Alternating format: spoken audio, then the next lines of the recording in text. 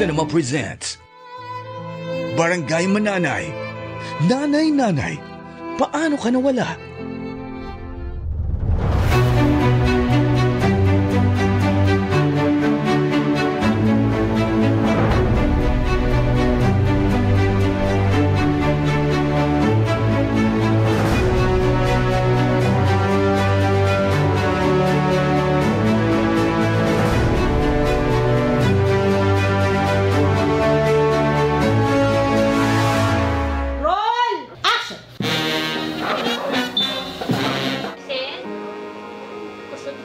Tulungan mo ako rito pagkatapos ng klase mo!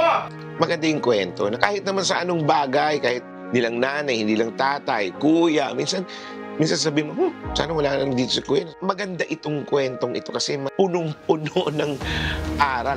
Nay! Nasaan ka, Nay? Napakakulit ng story. Napaka-fun, funny, very light. But it has a message na tungkol sa mga nanay.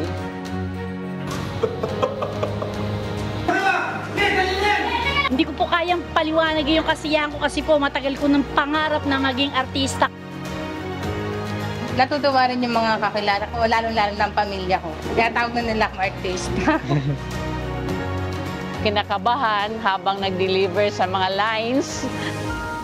Minsan lang po magkaroon ng gato pong pagkakataon. Kaya salamat po sa Itbulaga na binigyan po kami ng chance. Halika nga dito. Comedy is the hardest genre to pull off. Pero nakuha nila. It really is an episode for mothers, no? Makikita mo yung mga nanay niyo dito sa episode na to at makaka-relate kayo. Marirealize na hindi ganun kadali yung trabaho ng nanay. Sa isip natin, puro na lang sila nagagalit, puro sabi. Pero ang dami pala nilang sakripisyo na ginagawa para sa atin. Tapos kapag nawala sila, doon pala natin pagsisisihan.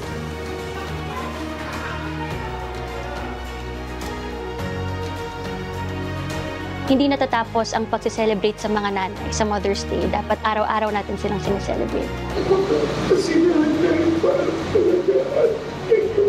Please watch June 1 na po. Pinaghirapan talaga namin, dugot pawis to Dabarkads. Wow! Mga Dabarkads, ang premiere night sa tanghali. Barangay Mananay, nanay, paano ka nawala? Kita-kits tayo dyan.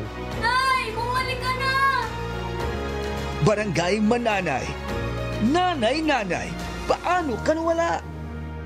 Showing on June 1, Saturday on Itbulaga.